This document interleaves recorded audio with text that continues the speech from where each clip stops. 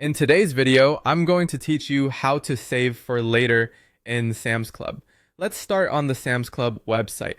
From the homepage, it helps to be signed into your membership so you see the correct prices and availability for your club or delivery area. Once you're on the site, browse the categories or use the search bar to find products you're interested in. Take a moment to open a product if you want to check details like size, flavor, pack count, and whether it's eligible for shipping, pickup, or same-day delivery in your area. When you find something you like, click Add.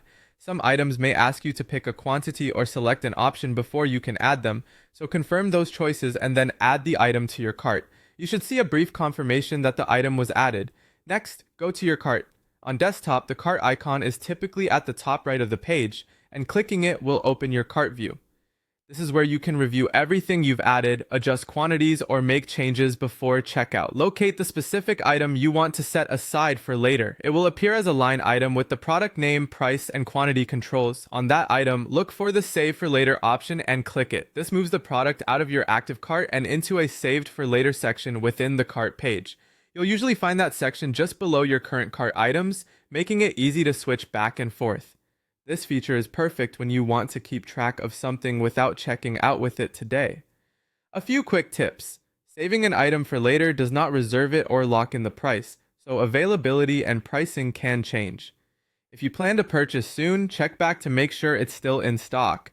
If you're shopping on a phone or tablet, the layout may be slightly different.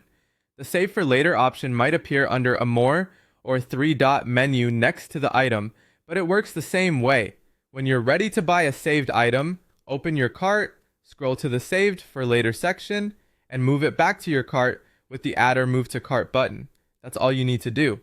Go to the Sam's Club homepage, add an item you like, open your cart, and use Save for Later on the item you want to set aside.